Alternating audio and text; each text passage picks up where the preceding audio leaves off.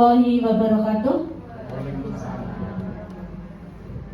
Alhamdulillah, terima kasih. Hari ini Sabtu tanggalnya 15 April 2023. Alhamdulillah kita mengadakan pengimbasan atau diseminasi, jangan terbalik, diseminasi, pengimbasan. Ada beberapa teman yang sudah terima lebih dulu, ditularkan. Nah, itu namanya diseminasi tentang EWPK, ekstrakurikuler wajib pendidikan kepramukaan. EWPK namanya EWPK sesuai Permendikbud nomor 63 tahun 2014. Nanti diterangkan lebih lanjut oleh Bu Yusi, karena Bu Yusi yang ditatar ya Bu Yusi. Nah, EWPK, ekstrakurikuler wajib pendidikan kepramukaan. Di pramuka, di rapot harus ada nilai pramuka, karena pramuka itu ekskul wajib, harus. Alhamdulillah kita sudah. Kemudian ada yang keliru, rata-rata yang dirapot itu pramuka gitu saja ya kolomnya. Yang betul pendidikan kepramukaan pun dicatat. Itu bisa dirubah ya Bu Dwi ya, nanti bisa ya. Kolomnya pramuka itu kan pramuka, kemudian jenengan nilainya berupa huruf kan, A, B, C dan seterusnya.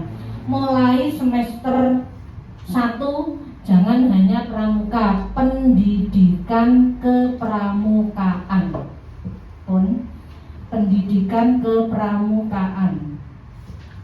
Ternyata pramuka itu rumit. Apa-apa yang dipelajari di pramuka itu ternyata banyak. Semakin kita diajari, semakin tahu ternyata kita itu sangat banyak yang kita belum tahu. Betul, pramuka itu ternyata rowen. Saya sampai ya Allah, pramuka kayak gini. Contoh aja, yang betul itu salam pramuka atau tepuk pramuka? Salam pramuka atau tepuk pramuka? Nah, iya Pak, yang betul salam pramuka, terus kita gini ya, salam pramuka, salam.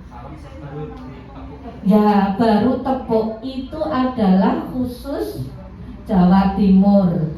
Pramuka se-Indonesia itu namanya salam pramuka, salam, titik. Tapi khusus Jawa Timur ternyata lucu dewe katanya Pak Iksan. Salam pramuka, salam, terus di prok. Oh, pramuka Jawa Timur kuwi. Iya, ternyata begitu. Ternyata salam pramuka ya salam tok. Kecuali nanti tepuk pramuka, nah baru prok lagi, itu bedanya. Tapi pun itu pun tidak salah. Itu justru jadi ciri khasnya pramuka Jawa Timur. Monggo Bu Yusi lanjut. File yang satunya Bu.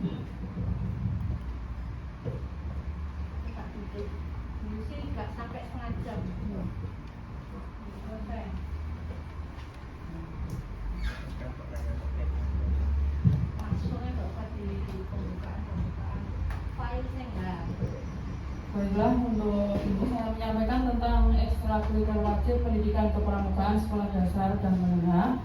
Ada landasan hukumnya mengapa kok ekstrakurikuler harus diberikan di sekolah, yaitu Permendikbud nomor 63 tahun 2014 tentang pendidikan kepramukaan sebagai ekstrakurikuler wajib di sekolah dasar dan menengah. Untuk kegiatan ekstrakurikuler itu harus diimplementasikan ke dalam pendidikan yang kita sekarang, kurikulum sekarang yaitu kurikulum 13. Jadi bisa dimasukkan ke dalam kegiatan pembelajaran setiap hari ini. Kemudian untuk tujuannya membentuk peserta didik yang berkarakter, memiliki kepribadian yang beriman, bertakwa, berakhlak mulia, berjiwa patriotik, taat hukum, disiplin, menjunjung nilai-nilai luhur bangsa, kemudian memiliki kecakapan hidup serta mencintai bangsa dan tanah airnya. Ini kurikulum 2013 itu mengamanatkan bahwa setiap lulusan pendidikan dasar memiliki kompetensi yaitu sikap, keterampilan, dan pengetahuan.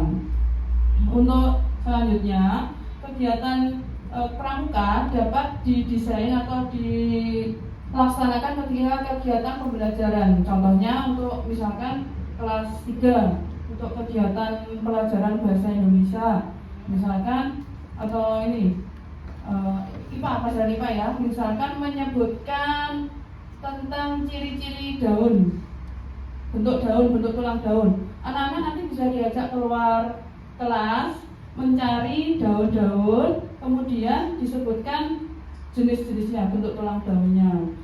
Karena kegiatan pramuka kan di alam terbuka, berarti itu sudah dimasukkan ke dalam kepramukaan seperti itu. Atau mungkin seperti tadi sudah dijelaskan tentang matematika, tentang bilangan loncat atau bilangan kelipatan, bisa disisipkan untuk kelipatan 2 atau kelipatan 3, ataupun untuk pelajaran bahasa Indonesia misalkan lawan kata, misalkan kita main tebak-tebakan dimasukkan, misalkan gajah telinganya, hidungnya panjang, kita gerakannya tangannya dibalik, misalkan panjang tapi kita gerakannya pendek, besar kecil, tangannya kecil, itu juga termasuk dalam kegiatan tersebut.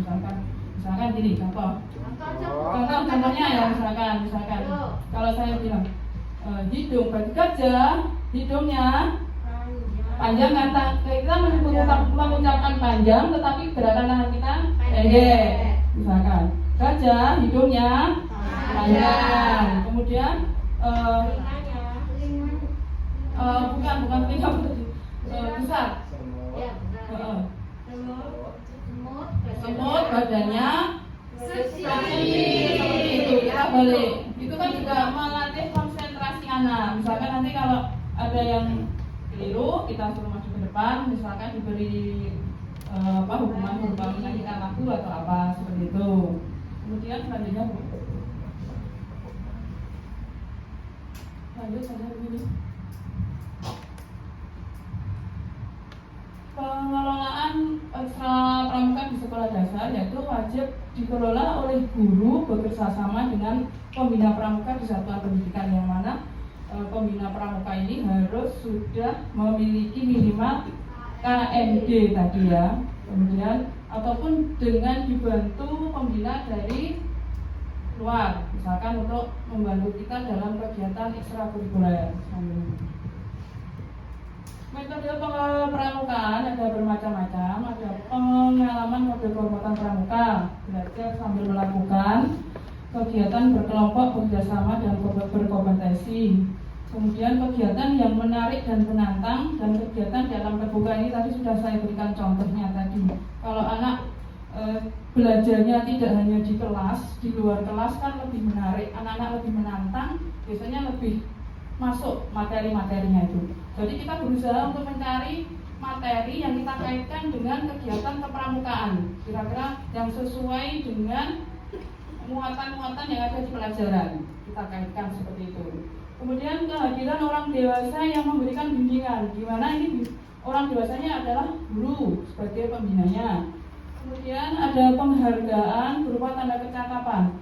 Ada sebuku SKU, itu kan ada beberapa tanda kecakapan. Misalkan anak-anak sudah bisa melakukan menghafal Pancasila atau dasar dharma, kita berikan tanda-tanda penghargaan. Kemudian yang berikutnya ada satuan terpisah antara putra dan putri. Jadi putra dan putri dipisahkan. Ada kalau siaga ada barung, kalau penggalang ada regu ya, regu. Kemudian terus teknik kepramukaan ada praktek langsung, ini berarti langsung dipraktekkan. Ada simulasi, ada permainan, banyak ya permainan di kepramukaan. Mungkin yang ada permainan tongkat atau permainan diskusi, lagu dan gerak, media wisata dan napak tilas, pioneering dan berkemah, serta penjelajahan. Kemudian untuk model kepramukaan ada 3 model, yaitu model blok, aktualisasi, dan reguler. Untuk sifat model blok itu wajib dilaksanakan dalam tahun sekali untuk seluruh peserta didik, terjadwal, dan ada penilaian umum. Untuk kelas 1 dilakukan ketika awal masuk kegiatan MPLS atau MOS. Untuk kelas 2 dan 3 itu bisa dengan menggunakan model kepramukaan dilaksanakan selama 9-18 jam tanpa melakukan perkemahan. Kemudian untuk yang kelas 4-6 dilaksanakan pada semester 1. Dilaksanakan pada semester 1, tidak harus di awal tahun, sesuai dengan program. Misalkan berkemah dengan berkemah bermalam. Jadi dilaksanakan di semester 1 untuk yang kelas 4 sampai kelas 6 untuk yang model blok. Kemudian untuk sifat model aktualisasi rutin dilaksanakan seminggu sekali, wajib diikuti seluruh peserta didik dalam tiap kelas, terjadwal, dan dilakukan penilaian formal. Rutin ini berarti terjadwal, 1 minggu sekali harus ada kegiatan kepramukaan. Untuk untuk berikutnya semuanya wajib mengikuti. Kemudian terjadwal, bersifat intramural, hanya di dalam lingkungan sekolah. Yang bertanggung jawab adalah pembina pramuka dan guru. Kalau yang tadi yang model blok itu kan intra dan ekstra, bisa dilakukan di sekolah ataupun di luar sekolah, dan tidak harus menggunakan seragam pramuka. Yang terakhir yaitu model reguler, sukarela dan berbasis minat. Ini maksudnya sukarela yang mau saja, berbasis minat yang berminat mengikuti. Penyelenggaranya adalah pihak gugus depan atau sekolah dengan mengikuti petunjuk-petunjuk oleh Kuartir Gerakan Nasional Pramuka. Terus kemudian kita bahas selanjutnya adalah tentang penilaiannya. Ini untuk penilaian itu ada observasi. Observasi itu dilakukan setiap latihan pramuka. Yang dinilai adalah sikap, tentang sikap. Untuk bentuk penilaiannya menggunakan skala. Dengan skala. Kemudian keterampilan disesuaikan dengan kompetensi dasar masing-masing dalam mapel. Untuk penilaian keterampilan ini sesuaikan, tadi kan sudah misalkan dihubungkan dengan kegiatan pembelajaran, jadi disesuaikan dengan tema-tema yang digunakan dalam mapel. Yang terakhir adalah partisipasi, dilaksanakan setiap latihan pramuka, misalkan anak ini aktif atau tidak berpartisipasi dalam kegiatan kepramukaan. Jadi untuk ini yang saya sampaikan kira-kira kesimpulannya adalah tentang 3 model tadi. Kalau model blok tadi